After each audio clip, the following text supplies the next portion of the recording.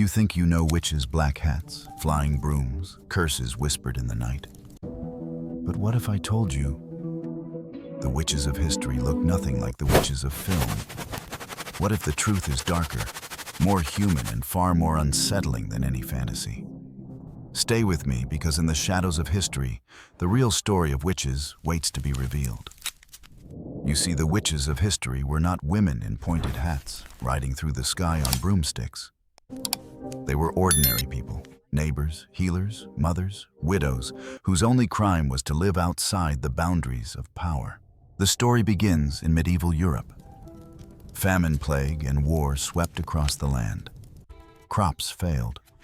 Children died young. Fear became a constant shadow. And when fear takes root, it always demands a scapegoat. In village after village, whispers began. Someone must be to blame. And who better than the woman who lived on the edge of the forest, who knew the language of herbs, who seemed to stand apart? By the late Middle Ages, the fear hardened into doctrine. The church declared witches servants of the devil.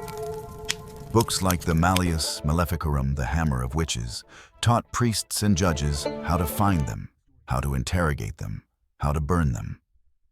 And so the fires spread. In Germany, France, Scotland, and Italy, entire communities were torn apart. Tens of thousands were accused. Many of them confessed under torture. But let us look closer at who these so-called witches really were. Many were midwives, women who helped bring life into the world. Others were healers, carrying the knowledge of plants passed down for generations. Some were simply too outspoken, too independent, or too poor to defend themselves. And some were men outsiders, beggars, or even priests, caught in the machinery of suspicion. The Salem Witch Trials in 1692 would become one of the most infamous echoes of this hysteria. In a small Puritan settlement in Massachusetts, a handful of young girls claimed to be afflicted by unseen forces. Their accusations spiraled out of control. Neighbors accused neighbors, families turned against each other. Within a year, 200 people were accused of witchcraft.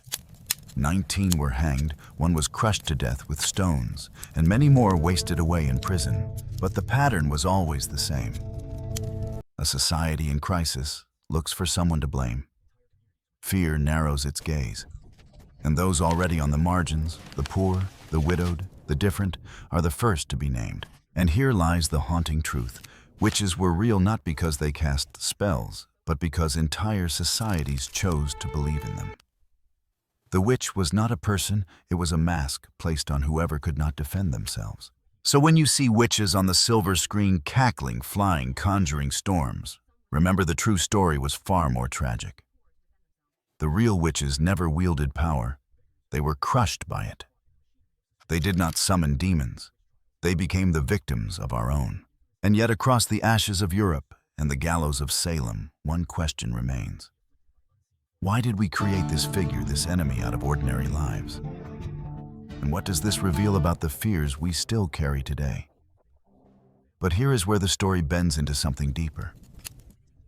Because if we step beyond Europe, beyond the burning stakes of Salem and the shadow of the Inquisition, we find that the figure of the witch was not always a monster. In many cultures, she was something far older, far more complex, a guardian, a guide, sometimes even a goddess. Take ancient Greece. There the witch was not only feared, but revered. Circe, the sorceress of Homer's Odyssey, lived on her island, weaving spells transforming men into beasts. To later Christian eyes, she was dangerous, a temptress. But to the Greeks, Circe embodied something else, the power of knowledge. She was skilled in herbs and potions, her magic a reflection of nature's hidden laws. And above Circe loomed Hecate, goddess of the crossroads, keeper of thresholds between the living and the dead. She was invoked in rituals under the moon, her torches lighting the paths no mortal dared walk alone. To stand in Hecate's presence was to face mystery itself, dark, yes, but also sacred. Cross the sea to Rome, and we find the Sibyls, prophetesses who spoke with the voice of the gods. Their visions guided emperors, shaped destinies, and were inscribed on tablets of fate. Were they witches, or were they simply voices too powerful to ignore, cloaked in language that frightened men who ruled? Now shift to Africa, where the story transforms again. Across West Africa, healers known as diviners, or medicine women, held the trust of entire villages. They spoke with spirits, read signs in waterbone and fire. Their role was not to curse, but to balance, to restore harmony between the living and the unseen world. And yet, under the shadow of colonial conquest, this sacred role was twisted. European colonizers, carrying with them the church's fear of witches, recast these healers as devil's servants. Suddenly, women who had been revered for centuries were rebranded as witches to be suppressed, punished, erased. Even in the indigenous cultures of the Americas, the line between witch and shaman was never so sharply drawn. Shamans acted as bridges between worlds, calling upon animal spirits, entering trance, healing sickness with chants and smoke. Their power was both respected and feared for. To walk between realms was to walk on dangerous ground. To outsiders, these practices looked like witchcraft. To the people who lived them, they were lifelines, a way to survive in a universe woven with unseen forces. And notice the pattern. Whether in Greece, Rome, Africa, or the Americas, the so-called witch was not simply a villain. She was a threshold figure, the one who stood at the border between order and chaos, the known and the unknown, the human and the divine. In one culture, she was burned. In another, she was honored. But always she carried the same essence, the power of knowledge, the danger of difference, the weight of mystery. This raises a haunting thought. Perhaps witches were never about devils at all. Perhaps the idea of the witch is universal, because every culture has needed a figure to embody the edges of human experience, the liminal space where fear and reverence meet. In Europe, that space was filled with fire and accusation. Elsewhere, it was filled with offerings, ritual, and awe. So the question lingers. Why did Europe choose flames, while others chose reverence? Why did some cultures look at the witch and see wisdom, while others saw only evil? The answer may lie in the crossroads of power, where religion, politics, and fear converge.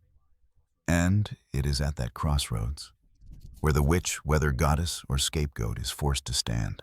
And so the witch moves with us from goddess to healer to scapegoat. But what does the evidence say? What remains when we sift through the ashes of fear? Archaeologists have unearthed traces of witchcraft, not in fantasy, but in clay, bone, and ash. Across Europe, beneath crumbling cottages and under hearthstones, strange bottles have been found, so-called witch bottles. Inside iron nails, hair fingernail clippings, even human urine. These were not toys of superstition. They were apotropaic devices meant to trap curses to protect households from invisible harm. They tell us something crucial. People believed witches were real threats. And so, they built defenses. In old church records, we find chilling precision. Trial transcripts detail the testimonies of neighbors, the confessions of women broken by torture. In Würzburg, Germany, entire towns were consumed by witch hunts. Court ledgers list hundreds of executions, each name reduced to ink and accusation. These documents show not wild chaos, but an organized system. Witchcraft was not just a rumor. It was codified, prosecuted, bureaucratized. And yet, science tells us another side. Many women accused of witchcraft were skilled in herbal medicine. Their potions were often remedies, knowledge of plants that modern pharmacology now validates. Willow bark, once used by midwives, is the source of aspirin. Foxglove, used by folk healers, contains digitalis, still used to treat heart disease. What was branded as witchcraft was often early medicine suppressed because it threatened established authority. Historians also connect the waves of witch trials to larger crises. Climatic shifts, the Little Ice Age of the 16th and 17th centuries brought famines, crop failures, and disease. In desperate times, fear sharpened. Villages unable to explain the sudden cold or the dying fields sought human causes. The scapegoat became the witch. In this sense, witch hunts were not only about religion, but about survival. Fear made flesh in the figure of the outsider. Even the body itself carries traces. In skeletons recovered from medieval cemeteries, archaeologists find unusual burials. Corpses pinned with iron spikes, jaws stuffed with stones, bodies turned face down in the earth. These were deviant burials meant to prevent the dead from rising, believed to stop witches or revenants from haunting the living. The soil remembers the fear. And what of the psychological science? Anthropologists and psychologists note that witchcraft accusations often appear in societies under stress. They serve as a pressure valve redirecting communal tension toward a victim. In this way, witch hunts are less about the accused and more about the accusers. They reveal how fear organizes itself, how panic takes shape. The material evidence, the documents, the bones, they all converge on one unsettling truth: witches were real. Not as wielders of supernatural power, but as constructs of human fear. The witch was a name, a role forced upon the vulnerable. Once named, the evidence was manufactured around them. Herbs became poisons, bottles became curses, women became monsters. And still the relics whisper. The witch bottles buried under doorways, the charms etched into old beams, the scorched fragments of trial records, all are voices from a world that believed utterly in invisible danger. A world that built its reality on fear, which leaves us with a haunting question. If fear could create witches in the past, what shadows does our fear create today? Step back for a moment. Beyond the flames, beyond the court records and bottles buried in earth. What does the witch mean? The figure of the witch is more than history. She is a symbol, one that recurs across cultures like a shadow etched in the human mind. In Europe, she became the outsider, marked by poverty, age, or difference. In her crooked back and wrinkled hands, society saw not simply a woman, but the fear of decay, the reminder of mortality. To burn her was to push death itself away. The witch was also the feminine, untamed, a challenge to patriarchal order. Midwives who held the knowledge of birth, widows who lived without male protection, healers who dared to cure outside the church's sanction, all carried a dangerous autonomy. Branded as witches, they embodied the fear of women's knowledge, women's bodies, women's power. The fire was not only punishment. It was purification, an attempt to control what could not be owned. But the symbolism runs deeper still. In ritual, the methods of execution reveal the archetype. Fire to cleanse, to consume, to erase impurity. Water, the drowning tests, meant to reveal the guilty by the innocent's death. Stone, the crushing weight of society itself, silencing voice and body at once. Each element was weaponized. Each act mirrored a primal need to turn fear into spectacle, to bind chaos in ritual destruction. In mythic terms, the witch sits at the threshold. She dwells at the edge of the forest, where civilization meets wilderness. She appears at crossroads where one path splits into many. She embodies liminality, the space between worlds. And in that space, cultures have always placed figures of danger and awe. She is both feared and needed, both banished and secretly consulted. Carl Jung might call her an archetype of the shadow, the part of the psyche we deny projected outward as the enemy. In the witch communities saw their repressed anger, their hidden desires, their unspoken doubts. To destroy her was to silence those voices within. Yet like all shadows, the witch returns. If suppressed, she only grows darker, more terrifying, more inevitable. Symbols also shift with time. In the Middle Ages, the witch was terror. In the 20th century, she became fantasy costumes, fairy tales, Halloween masks. And today, she is being reclaimed. The witch as feminist symbol, as icon of resistance, as voice of the silenced. The same figure once burned as evil now rises as empowerment, which reveals something essential: symbols never die. They transform.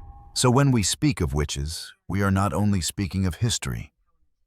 We are speaking of how societies construct the other, how fear takes shape in symbols, how symbols live in us. The witch is not just a victim of superstition. She is a mirror of humanity's deepest tensions: fear and desire control, and freedom, death, and rebirth. And this is why the witch endures. Not because she casts spells, but because she is a spell, a symbol woven into culture, into psyche, into story. A reminder of what we fear and what we secretly long for. So what then does the witch ultimately teach us? Strip away the myths, the herbs, the accusations, and we are left with something more human than supernatural fear itself, ritualized into flesh. The story of witches is not only about those who were accused, it is about those who accused them. It is about us. We fear what we cannot control. We fear what lives outside the order we build. The witch became the vessel into which entire societies poured their insecurities, their hunger, their guilt. When crops failed, we did not blame the cold winds of the Little Ice Age. We blamed the old woman who muttered to herself. When children sickened, we did not face the limits of our medicine. We blamed the midwife who carried herbs in her apron. When communities fractured, we did not question our own cruelty. We branded the vulnerable and lit the fire. In this way, the witch is not only a symbol of the past, she is a mirror of the present. Because the pattern has not vanished. We may not burn witches today, but do we not still create them? Outsiders, scapegoats, entire groups cast as threats to preserve our fragile sense of order. The witch hunts of Europe were not aberrations. They were warnings, reminders of how easily fear once named becomes law. Philosophically, the witch forces us to ask, where does evil reside? Was it ever in the woman with herbs and whispered prayers? Or was it in the tribunal, the crowd, the collective hunger for a sacrifice? If evil can be manufactured, if innocence can be transformed into guilt by consensus, then perhaps evil is less an absolute force and more a mirror of human weakness. The philosopher Michel Foucault once argued that societies define themselves by creating categories of deviance, madness, heresy, witchcraft.